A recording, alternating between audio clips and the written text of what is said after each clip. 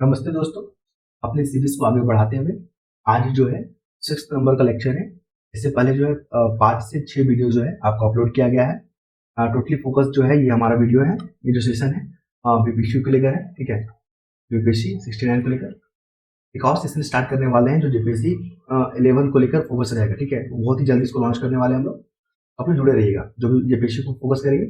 और ये जो सीरीज है आपका बीपीएससी 69 को लेकर है। जेपीएससी में जो क्या किया जाएगा, जितने भी प्रीवियस ईयर क्वेश्चन है उसको डिस्कस किया जाएगा और उससे संबंधित जो वर्तमान में फैक्ट है, जो अपडेट हुआ है चीजों को, उनको भी डिस्कस किया जाएगा, जो कि काफी हेल्प रहेगा। ठीक है, आइए स्टार्ट लेते हैं हम लोग। ये आपका प्रीवियस ईयर क्वेश्चन है। A bill is presented in a parliament become an act. ठीक है, क्वेश्चन यहाँ पे कह रहा है कि जब कोई बिल जो है हाउस में या पार्लियामेंट में जब पेश किया जाता है तो वो एक्ट कब बनता है। एक्ट को हम हिंदी में बोलते हैं अधिनियम। ठीक है, एक्ट को हिंदी में क्या बोलते हैं, अधिनियम। और जब जब पार्लियामेंट में पेश किया जाता है उसको बिल बोलते हैं। ठीक है, बिल या विधेयक बोलते हैं उसको। ठीक है, लेकिन विधेयक से लेकर अधिनियम बनने तक का सफर या बिल से एक्ट बनने का जो सफर है, ठीक है, वो क्या प्रोसेस है उसको जानते हैं हम लोग। देखिए, कोई भी जो है एक्ट कब बनता है, तो कोई भी मेंबर जब लोकसभा या राज्यसभा में बिल को पास किया जाएगा। ठीक है, फिर मान लीजिए लोकसभा में पेश करता है और वहां बिल पास हो जाता है, तो वो जो बिल है आपका राज्यसभा में जाता है, फिर वहां पर डिस्कशन होता है। मान लीजिए वहां से भी पास हो गया, वहां से जब पास होगा तो वो बिल जो है सीधा प्रेसिडेंट के पास जाता है। प्रेसिडेंट अगर अपना कंसेंट दे देते हैं, आप उस पर साइन कर देते हैं, तो वो बिल जो है एक्ट बन जाता है। तो यही क्वेश्चन यहाँ पे पूछ रहा है, a bill presented in a parliament become an act. तो इसका आंसर होगा the president has given his assent. Assent कहने का मतलब अपनी सहमति या अपना साइन जो कर देते हैं, तो जो बिल है एक्ट बन जाता है। क्लियर है। इसमें कुछ और एक्स्ट्रा पॉइंट की अगर बात की जाए तो प्रेसिडेंट अगर मान लीजिए मनी बिल का बात किया है, एक होता है मनी बिल, आप लोग सुने होंगे। ठीक है, मनी बिल में क्या होता है, मनी बिल को सिर्फ और सिर्फ लोकसभा में पेश किया जाता है। ठीक है, राज्यसभा में पेश नहीं किया जाएगा। मनी बिल जो भी पेश करेगा ना, वो मिनिस्टर होते हैं, वो प्राइवेट मेंबर कभी पास नहीं करेंगे, वो मिनिस्टर लोग ही होंगे, वो लोग पेश करेंगे। अब कहने का तात्पर्य प्राइवेट मेंबर कौन होते हैं, तो मिनिस्टर को छोड़कर बाकी जितने भी मेंबर है, चाहे रूलिंग पार्टी का हो चाहे नॉन रूलिंग पार्टी का हो, सारे प्राइवेट मेंबर कहलाते हैं। क्लियर है, इसको ध्यान में रखिएगा, ये सारे जो कॉन्सेप्ट है आपको काम आएंगे। और इसके बाद क्या होता है कि मनी बिल कभी भी अगर लोकसभा में पेश किया जाता है ना, तो प्रेसिडेंट से पूछ के ही पेश किया जाता है, उनका असेंट लेकर ही पेश किया जाता है। और मनी बिल पर कोई भी बिल मनी बिल है या नहीं है, इसका अंतिम निर्णय कौन लेगा, तो लोकसभा के जो स्पीकर है ना, उनका फाइनल डिसीजन होगा। और उस डिसीजन को चैलेंज भी नहीं किया जा सकता, कोर्ट में भी नहीं और अदर जगह भी नहीं। तो ये हमारा जो था बिल को लेकर थोड़ा सा फैक्ट यहाँ पे डिस्कस किया गया। नेक्स्ट मूव करते हैं हम लोग। नेक्स्ट क्या मूव करेंगे हम लोग, नेक्स्ट क्वेश्चन पे। According to our constitution the Rajya Sabha, कई दोस्तों ने कमेंट किया है कि ये जो पीडीएफ है हिंदी में अवेलेबल होगा कि नहीं। तो देखिए, इंग्लिश में लिखा हुआ जरूर है, लेकिन हम लोग जो डिस्कस हिंदी और इंग्लिश दोनों में करेंगे। यहाँ पर किसी को भी लैंग्वेज को लेकर प्रॉब्लम नहीं होने वाला है। ठीक है, इंग्लिश बहुत ही सिंपल लैंग्वेज है, बस देखने में हार्ड लगता है। अगर आप पढ़िएगा ना और उसको डिस्कस भी कर देंगे तो बहुत सिंपल लैंग्वेज हो जाता है। तो आइए स्टार्ट लेते हैं। According to our constitution the Rajya Sabha, तो राज्यसभा के बारे में पूछ रहा है। ठीक है, कि कॉन्स्टिट्यूशन में राज्यसभा को क्या बताया गया। तो इसमें जो है ना, ये राज्यसभा के बारे में थोड़ा जानते हैं। तो राज्यसभा जो है वो एक परमानेंट जो है हाउस है, परमानेंट हाउस है, वो कभी भी डिसॉल्व नहीं होता है। तो वही पूछ रहा है, अकॉर्डिंग टू आवर कॉन्स्टिट्यूशन जो है राज्यसभा को परमानेंट हाउस दिया गया है, परमानेंट हाउस के रूप में जाना जाता है और ये कभी डिसॉल्व नहीं होता है। इसके जो मेंबर होते हैं ना, उनका मेंबर का टेन्योर की अगर बात की जाए तो 6 साल का होता है, ध्यान रखिएगा। और हमारे लोकसभा में क्या होता है, 5 साल का होता है। ठीक है, और राज्यसभा के बारे में खास बात यह है ना, इनके जो टोटल मेंबर है उनके 1/3 जो मेंबर होते हैं वो हर 2 साल में रिटायर कर जाएंगे। क्लियर है, 2 साल में जो है ना ऑटोमेटिक रिटायर कर जाएंगे। कुछ और एक्स्ट्रा पॉइंट की बात की जाए तो the Rajya Sabha is called a permanent house. ठीक है, हम लोग जान गए इसको। और एक कंटिन्यू चैम्बर है और ये कभी डिसोल्यूशन नहीं होता है ना डिसॉल्व होता है। 1/3 of its member retire every 2 year, so each member has the term of 6 year, जो हम लोग जाने इसको। ठीक है, तो एक क्वेश्चन यहाँ पे है, लेकिन हम लोग कितने सारे रिलेटेड पॉइंट को भी डिस्कस कर ले रहे हैं, तो ये आपके लिए काफी जो है फायदेमंद होगा। और ये रिवीजन भी है, जो लोग नए हैं उनके लिए ये कॉन्सेप्ट बनेगा। ठीक है, उनको सीखने को मिलेगा, और जो लोग पुराने हैं उनका रिवीजन हो जाएगा। ठीक है, बहुत लोग इस फैक्ट को जानते भी है और बहुत लोग जो है थोड़ा दिक्कतें होती है तो वो लोग जान जाएंगे। ठीक है, हाई कोर्ट ऑफ जज address is letter to resignation. देखिए, हाई कोर्ट के जज हो चाहे सुप्रीम कोर्ट के जज हो, अगर उनको रेजिग्नेशन देना है तो लेटर जो है किनको एड्रेस करेंगे, वो प्रेसिडेंट को एड्रेस करेंगे। ठीक है, ध्यान में रखिएगा इसको। हाई कोर्ट के जज और सुप्रीम कोर्ट के जज सारे को जो है हमारे प्रेसिडेंट अपॉइंट करते हैं। आपको पता ही है, एक फैक्ट है कि सुप्रीम कोर्ट के जज को जो हम लोग अपॉइंट करते हैं उसके लिए कॉलेजियम सिस्टम है, और हाई कोर्ट के जज को भी जो हम लोग जो प्रेसिडेंट अपॉइंट करते हैं उसके लिए भी कॉलेजियम सिस्टम है। तो सुप्रीम कोर्ट में कॉलेजियम सिस्टम में क्या होता है, तो एक हमारे चीफ जस्टिस ऑफ इंडिया रहेंगे और 4 जो है सीनियर मोस्ट जज रहेंगे, कुल मिलाकर 5 मेंबर होते हैं। उन्होंने जिसका नाम का सिफारिश की है, किसको, प्रेसिडेंट को, प्रेसिडेंट उसे जो है अपॉइंट कर देते हैं चीफ जस्टिस ऑफ इंडिया। अगर हाईकोर्ट की अगर बात की जाए तो इसमें भी मेंबर रहते हैं, लेकिन जिस हाईकोर्ट में हाईकोर्ट के जिस राज्य के हाईकोर्ट के लिए जज का अपॉइंट होता है ना, तो वहां के भी जजेस को यहाँ पे इंक्लूड किया जाता है कॉलेजियम सिस्टम में। तो ध्यान रखिएगा इसको, काफी ये जो है चर्चा में रहता है और हमेशा ही रहता है। और कुछ और फैक्ट के बारे में बात किया जाए तो हाई कोर्ट जज is remove only by the order of the president, ठीक है, उनको जो रिमूव करने का जो ऑर्डर है वो प्रेसिडेंट के द्वारा ही होता है। द हाई कोर्ट जज addresses letter of resignation to the president, ध्यान में रखिएगा इसको। नेक्स्ट मूव करेंगे हम लोग question number 4, non member who can participate in the proceeding of either house of the parliament. हम लोग जितने भी सीरीज पढ़ रहे हैं ना अभी तक, उसमें ना अटॉर्नी जनरल जो है ना, अटॉर्नी जनरल काफी बार चर्चा में रहा है, बहुत बार पूछा गया है, घुमा फिरा के, ठीक है, शब्दों को तरोड़ मरोड़ के पूछा गया है। तो यहाँ पे जो है अटॉर्नी जनरल वेरी इंपॉर्टेंट हो जाता है बीपीएससी के लिहाज से। इसका जो जिक्र है हमारे संविधान में आर्टिकल 76 में जो है अटॉर्नी जनरल के बारे में जिक्र किया गया। आइए अटॉर्नी जनरल को सिंपल शब्द में समझते कौन होते हैं। जैसे हम लोग एक इंडिविजुअल होते हैं, उन लोग का कुछ केस रिलेटेड होता है तो एडवोकेट को हायर करते हैं, उसी प्रकार सरकार भी एक इंडिविजुअल है, उनका भी जो कुछ मसला होता है ना, उनके बिहाफ में उनका जो पक्ष रखता है उसको वो होते हैं अटॉर्नी जनरल, ठीक है। तो सरकारी जो है एडवोकेट होते हैं, सरकार के फेवर करते हैं, चाहे हाउस हो, पार्लियामेंट हो, चाहे ज्वाइंट सिटिंग मीटिंग हो या कहीं भी कोई भी कोर्ट हो, ठीक है, वहां पे सरकार का जो फेवर करेंगे वो हमारे अटॉर्नी जनरल करेंगे, और इनको चीफ लीगल एडवाइजर भी का नाम दिया जाता है। आइए इनके बारे में थोड़ा सा और फैक्ट को जानते हैं। Article 76 attorney general of India have to right to take part in the proceeding of the of either houses. कहने का तात्पर्य जो पार्लियामेंट है हमारा, लोकसभा राज्यसभा, उसमें जो है पार्टिसिपेट करेंगे कौन, अटॉर्नी जनरल, इनको कोई रोकेगा नहीं। लेकिन हाँ जब वोट की बात आती है ना, तो वोट नहीं करेंगे, वो ध्यान में रखिएगा, पार्टिसिपेट करेंगे, ठीक है, बढ़ चढ़ कर हिस्सा लेंगे, लेकिन वोट नहीं करेंगे। और ये एकमात्र ही ऐसे व्यक्ति हैं जो नॉन मेंबर होते हुए भी पार्टिसिपेट करेंगे हमारे लोकसभा की प्रोसीडिंग में, ध्यान में रखिएगा इसको, ठीक है। आइए नेक्स्ट मूव करते हैं हम लोग फंडामेंटल ड्यूटीज के बारे में। सबसे पहला फंडामेंटल ड्यूटीज के बारे में क्वेश्चन पढ़ लेते हैं। Fundamental duties were incorporated in the constitution of the India. कहने का मतलब है फंडामेंटल ड्यूटीज जो है ना संविधान में कब आया। तो एक चीज और याद रखिएगा कि फंडामेंटल ड्यूटीज जो है ना संविधान में शुरू से नहीं था, ठीक है, ये शुरू से नहीं था। तो क्वेश्चन पूछ लेता है कि जो फंडामेंटल ड्यूटीज है वो हमारे जो है 1949 में जब हम लोग अपनाए थे संविधान को, क्या उसी समय से है? नहीं, इसको हम लोग 42nd अमेंडमेंट एक्ट के माध्यम से जो है ऐड किए थे फंडामेंटल ड्यूटीज। फंडामेंटल ड्यूटीज जो है अभी वर्तमान की अगर अभी बात करें, ठीक है, तो 11 जो है फंडामेंटल ड्यूटीज हैं। शुरू में कितना था? 10 था, लेकिन 86 कॉन्स्टिट्यूशन अमेंडमेंट एक्ट 2002 के तहत जो है ना इसमें संख्या बढ़ाया गया। 86 कॉन्स्टिट्यूशन अमेंडमेंट एक्ट कहता है कि जो भी 6 से 14 साल के बच्चे हैं ना उनको एलिमेंट्री एजुकेशन देना जो है पेरेंट्स का जो है वो कर्तव्य होगा। तो फंडामेंटल ड्यूटीज क्या है? देखिए हमारा संविधान जो फंडामेंटल राइट्स देता है, तो जो हमारे सिटीजन है फंडामेंटल राइट्स को अगर एंजॉय करते हैं तो कुछ फंडामेंटल ड्यूटीज भी तो उनको निभाना होगा ना। इसी को ध्यान में रखते हुए फंडामेंटल ड्यूटीज को इंट्रोड्यूस किया गया है। और फंडामेंटल ड्यूटीज जो जिस कमिटी के सिफारिश में इसको ऐड किया गया था ना वो स्वर्ण सिंह समिति था, याद रखिएगा, स्वर्ण सिंह समिति। ये एग्जाम में क्वेश्चन पूछा गया है, स्वर्ण सिंह समिति था। और आज कुछ फैक्ट की बात की जाए तो आइए हम लोग देख लेते हैं। तो 42nd अमेंडमेंट एक्ट है, ये जो है 1976 में आया था, ठीक है। और 10 फंडामेंटल ड्यूटीज थे शुरू में, लेकिन लास्ट में एक जोड़ा गया 2002 में। और किस कमेटी पे आया था? तो Swaran Singh committee. Next question move करते हैं हम लोग 6 नंबर पे। How many languages are recognised as a regional language in the constitution. कहने का यहाँ पे पूछा जा रहा है कि बताइए कितने रीजनल लैंग्वेज हैं जिसको संविधान के 8 शेड्यूल में जो है जगह दिया गया है। तो सबसे पहला 8 शेड्यूल जो है ना, इसको ध्यान में रखिएगा, ये जो है हमारी भाषा से संबंधित है। कुल 22 भाषा को जो है संविधान में दर्जा दिया गया है, ठीक है। और जो है 8 शेड्यूल कंटेन 22 शेड्यूल लैंग्वेज। ये 22 मेजर लैंग्वेज कौन कौन सा है आइए देख लेते हैं। तो कॉन्स्टिट्यूशन 22 लैंग्वेजेस में जो है आसामी है, ठीक है, फिर क्या है असमी, शॉर्ट में लिखेंगे असमी से समझ जाइएगा। और उसके बाद है बंगाली, फिर है गुजराती, ठीक है। हिंदी भी है हमारा, हिंदी को हाईलाइट करेंगे।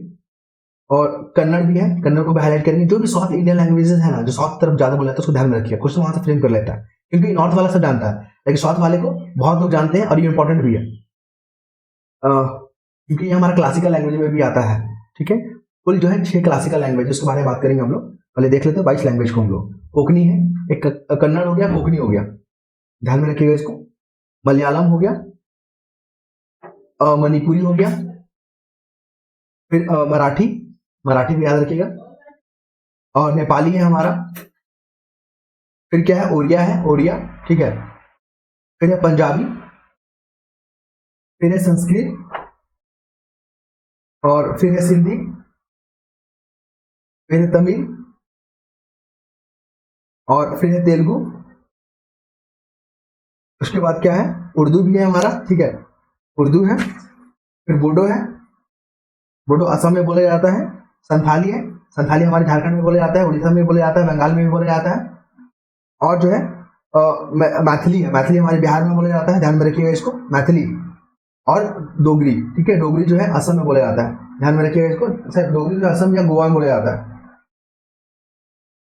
आप लोग कमेंट करके बताइएगा कि डोगरी जो है कहां पर बोला जाता है।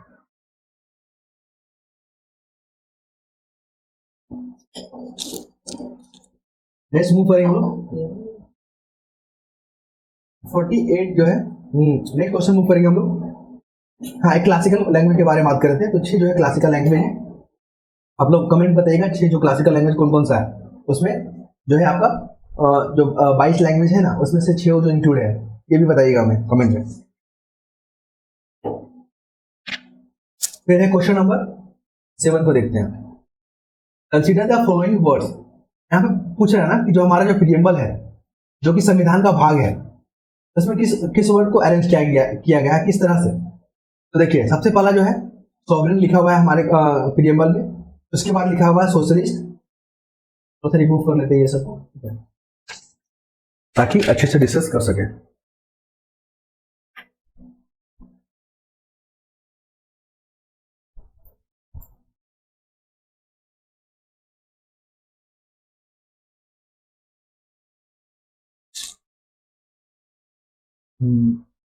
ठीक है, सबसे पहला जो है आपका प्रीएम्बल में क्या क्या लिखा हुआ है तो ध्यान में रखिएगा। देखिए प्रीएम्बल में सबसे पहले सॉवरेन से शुरू हुआ है, सॉवरेन, ठीक है, संप्रभुता जिसको बोलते हैं हिंदी में। संप्रभुता का मतलब पता है क्या होता है? सॉवरेनिटी का मतलब होता है कि हमारा जो कॉन्स्टिट्यूशन है ना, वो किसी भी दबाव से नहीं बना, कोई बाहरी ताकत से नहीं बना है, ठीक है। हम लोग खुद बनाया उसको। वी आर द पीपल, जो इंडिया की जो पॉपुलेशन, इंडिया का जो सिटीजन है ना, उन लोगों ने खुद बनाया है। सॉवरेन का मतलब वो होता है किसी बाहरी शक्ति का इसमें इंटरफेयर नहीं है। डेमोक्रेटिक, रिपब्लिक, डेमोक्रेटिक मतलब होता है यहाँ पे जो भी डिसीजन होगा ना, वोटिंग के माध्यम से होता है, ठीक है। जो मेजोरिटी लाएगा वो जो है उसके डिसीजन को माना जाएगा। सोशलिस्ट मतलब होता है जो भी सरकार का जो रिसोर्स है ना, उसमें जो है सबका समान अधिकार है, सोशलिस्ट हो गया। सेक्युलर में क्या होता है, सारे धर्म को जो है ना यहाँ पे समान दर्जा दिया जाता है। सेक्युलर वर्ड जो है पहले संविधान में नहीं था, इसको 42nd अमेंडमेंट के तहत जोड़ा गया है। तो आइए देख लेते हैं सीक्वेंस को इसको। तो preamble declare Indian to be the sovereign, socialist, secular and democratic. तो इस जो इसका अरेंज का जो सीक्वेंस है ना, इसको ध्यान में रखिएगा। सबसे पहले सॉवरेन आया, ठीक है, फिर सोशलिस्ट आया, फिर क्या है सेक्युलर आया, एंड लास्ट में क्या है डेमोक्रेटिक। तो एक कोड बना लीजिएगा, सॉवरेन के बाद आ गया सोशलिस्ट एंड सेक्युलर। देखिए सेक्युलर लास्ट में आ रहा है, उसके पहले क्या आ रहा है, उससे पहले आ रहा है हमारा सोशलिस्ट, उसके बाद आ रहा है सॉवरेन, उसके बाद आ रहा है डेमोक्रेटिक, ठीक है। और एक वर्ड जो और जोड़ा गया था, पहले क्या था कि यूनिटी ऑफ नेशन था, यूनिटी ऑफ नेशन था, यूनिटी ऑफ नेशन था, उसकी जगह हटा के चेंजेस करके यहाँ पे क्या कर दिया गया है, unity and integrity of nation, unity and integrity, unity and integrity of nation कर दिया गया है, ठीक है। नेक्स्ट मूव करते हैं हम लोग। In which house of the presiding officer is not a member that house. देखिए हमारा जो भारत में संसद है उसमें 2 हाउस है ना, एक हो गया हमारा लोकसभा और दूसरा क्या है राज्यसभा। तो लोकसभा के जो स्पीकर होते हैं ना, वो खुद लोकसभा के मेंबर होते हैं, ध्यान में रखिएगा इसको। और राज्यसभा के जो स्पीकर होते हैं, जो वाइस प्रेसिडेंट होते हैं ना, वो इसके मेंबर नहीं होते हैं, ये भी ध्यान में रखिएगा। तो यही पूछ रहा है कि जो प्रिसाइडिंग जो ऑफिसर होते हैं ना, कौन जो है मेंबर नहीं होते। तो राज्यसभा के जो प्रिसाइडिंग ऑफिसर जो होते हैं ना, वो मेंबर नहीं होते हैं, ठीक है। लेकिन हाँ, अगर मान लीजिए वहां वोटिंग का बात आता है, अगर टाई हो गया वोट, ठीक है, पक्ष में भी 50 वोट पड़ रहे हैं और विपक्ष में भी 50 वोट पड़ रहे हैं, तो प्रिसाइडिंग ऑफिसर जो है ना, वो यहाँ पर वोट कर सकते हैं, मेंबर नहीं होते हुए भी यहाँ पर वोट करेंगे वो, ठीक है, ध्यान में रखिएगा इसको। नेक्स्ट मूव करेंगे हम लोग, कास्टिंग वोट कर सकते हैं। आर्टिकल जो है ना, the vice president of India is an ex officio chairman of the Rajya Sabha. Article 66 जो है ना, आर्टिकल 66 ये बताता है कि जो हमारे प्रेसिडेंट है ना, वो एक्स ऑफिशियो ऑफिसर रहेंगे, कहाँ के, राज्यसभा के। क्लियर है।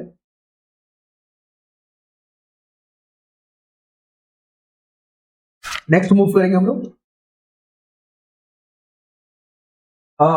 by which constitutional amendment bill was the voting age reduced 21 year to 18 years। कहने का मतलब यहाँ पे क्वेश्चन पूछा जा रहा है कि कौन सा अमेंडमेंट है, कितने नंबर का अमेंडमेंट है जिसमें वोट करने का जो एज था 21 वर्ष से घटाकर 18 वर्ष कर दिया गया। तो इसका आंसर होगा 61 जो है 61st अमेंडमेंट एक्ट 1989। ध्यान में रखिएगा डेट को भी। पहले जो वोट करने का जो एज था ना 21 ईयर था, लेकिन अब वर्तमान में जिनके भी 18 वर्ष पूरे हो गए हैं वो जो है वोट कर सकते हैं, वो सभी इलेक्शन में।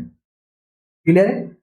और ये जो 21 से 18 वर्ष किया गया ना, उस समय प्रेसिडेंट, उस समय जो जिनका कार्यकाल था, जो कार्यकाल था वो कौन थे, राजीव गांधी जो उनका कार्यकाल था, ठीक है, राजीव गांधी कार्यकाल था, राजीव गांधी, ठीक है, राजीव गांधी के कार्यकाल में ये हुआ था 1989। ध्यान में रखिएगा। और एक और फैक्ट देख लीजिए, पंचायत का जो इलेक्शन होता है ना, ठीक है, पंचायत इलेक्शन, उसमें आपको वोट में खड़ा होना, इलेक्शन में खड़ा होना तो 28 ईयर चाहिए, 21 ईयर चाहिए आपको। लोकसभा का मेंबर बनने के लिए 25, राज्यसभा के लिए 30, प्रेसिडेंट कह लीजिए या गवर्नर के लिए 35 ईयर चाहिए आपको, और एज और वोटिंग करने के लिए 18 साल। क्लियर है। इन फैक्ट को ध्यान में रखिएगा। The position of president and vice president are vacant, who officiate as the president of the India. कहने का क्वेश्चन यहाँ पे कह रहा है कि मान लीजिए प्रेसिडेंट और वाइस प्रेसिडेंट वेकेंट है, मतलब 10 सीट जो है खाली है, तो उस समय जो प्रेसिडेंट का जो चार्ज है कौन करेगा कंप्लीट, तो उस समय चीफ जस्टिस ऑफ इंडिया, जो हमारे चीफ जस्टिस ऑफ इंडिया होता है ना, वो उस समय चार्ज संभालेंगे। क्लियर है। अगर मान लीजिए चीफ जस्टिस ऑफ इंडिया भी नहीं है वहां पे, तब कौन करेगा, तब वहां पर करेगा सुप्रीम कोर्ट के सीनियर मोस्ट जज, सुप्रीम कोर्ट के जो है ना सीनियर मोस्ट जज जो है ये चार्ज को संभालेंगे। आइए थोड़ा सा अदर फैक्ट को देख लेते हैं, एक्सप्लेनेशन पढ़ लेते हैं। देखिए, the chief justice of India और इन हिज एब्सेंस, मान लीजिए चीफ जस्टिस ऑफ इंडिया अगर नहीं है तो द सीनियर मोस्ट जज of supreme court of India available shall discharge the function. सारे फंक्शन को कौन करेंगे, सीनियर मोस्ट जज। ठीक है। अब आइए थोड़ा सा नेक्स्ट क्वेश्चन को देखते हैं। पंचायत समिति at the block level, her exam में ना पंचायत और अटॉर्नी जनरल क्वेश्चन रिपीट दिख रहा है आपको, इन सब टॉपिक को आप लोग ध्यान में रखिएगा, हमेशा बाद में रिवाइज कीजिएगा, क्वेश्चन फ्रेमिंग वहां से होगा। तो जो पंचायत समिति है ना, पंचायत समिति जो है कंसल्टेंट कमेटी होता है, आपको पता ही है। बलवंत राय जो कमेटी आया था 1957 में, इन्होंने 3 टियर जो है पंचायती राज इंस्टीट्यूशन को बताया था कि 3 टियर होना चाहिए। पंचायत समिति जो है सेकेंड लेवल पे होता है, उसके नीचे होता है ग्राम पंचायत और ऊपर में होता है जिला परिषद। ये जो है ना कोऑर्डिनेट का भी काम करता है और सुपरवाइजिंग का काम करता है। सुपरवाइजिंग करता है पंचायत, जो ग्राम पंचायत इसको सुपरवाइजिंग करता है, और कोऑर्डिनेट करता है जिला परिषद को। और पंचायती जो समिति को जो है संवैधानिक दर्जा दिया गया था 73rd अमेंडमेंट एक्ट से, ठीक है, और ये 1992 में। क्लियर है। और जो है नेक्स्ट क्वेश्चन वो करेंगे हम लोग। After the amendment in Indian constitution by the parliament 14 August 2007, the number of caste in list of schedule caste. देखिए, जिस समय क्वेश्चन पूछा गया था ना 2008 में, उस समय जो था 1206 था शेड्यूल कास्ट। ठीक है। सबसे अधिक जो शेड्यूल कास्ट कहाँ है, तो सबसे अधिक शेड्यूल कास्ट है उत्तर प्रदेश में, उसके बाद कहाँ है वेस्ट बंगाल में, उसके बाद कहाँ है अपना बिहार में। तो सीक्वेंस याद रखिएगा, क्रोनोलॉजिकल ऑर्डर याद रखिएगा, पूछ लिया जाता है। ठीक है। अगर सेंसस 2011 की बात किया जाए ना, सेंसस, तो 16.6% जो है ना पॉपुलेशन शेड्यूल कास्ट का है। ठीक है। ये भी आंकड़ा को ध्यान में रखिएगा। नेक्स्ट क्वेश्चन मूव करेंगे हम लोग। The serial number of mister Mohammad Hamid Ansari as vice president of India. जो हामिद अंसारी जब बने थे ना वाइस प्रेसिडेंट, तो उनका सीरियल कितना था? 12 नंबर। आइए थोड़ा सा वाइस प्रेसिडेंट के बारे में जान जाते हैं। वाइस प्रेसिडेंट जो होते हैं एक ऑफिसर जो है ऑफिसर होते हैं किसके? राज्यसभा के। राज्यसभा जो है परमानेंट हाउस है, ठीक है। इसके जो मेंबर होते हैं उनका कार्यकाल 6 वर्ष का होता है, ठीक है। और इनके जो मेंबर है ना, हर एक 2 वर्ष में 1/3 मेंबर जो है क्या होता है, रिटायर हो जाते हैं। आपको पता है ना, कोरम वर्ड भी सुनेंगे आप। कोरम को इंग्लिश में क्या बोलते हैं? कोरम को इंग्लिश में बोलते हैं कोरम ही बोलते हैं, ठीक है, कोरम। और 1/10 मेंबर रहेगा ना, तभी हाउस का प्रोसीडिंग आगे बढ़ेगा।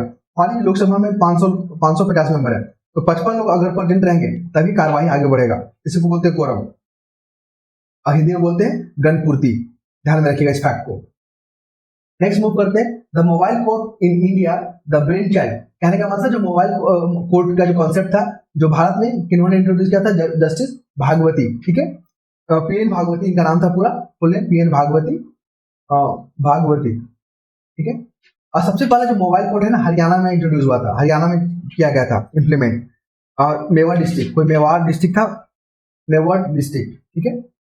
और 2007 में this was also known as the Gram Nyayalaya Act 2008। तो ये था इंपॉर्टेंट फैक्ट, ठीक है, जो प्रीवियस ईयर क्वेश्चन थे उसको हम लोग डिस्कस किए। आज हम लोग क्या क्या जाने, देखिए स्टार्टिंग से ले लेते हैं। हम लोग आज जाने पार्लियामेंट के बारे में पढ़े हम लोग, ठीक है।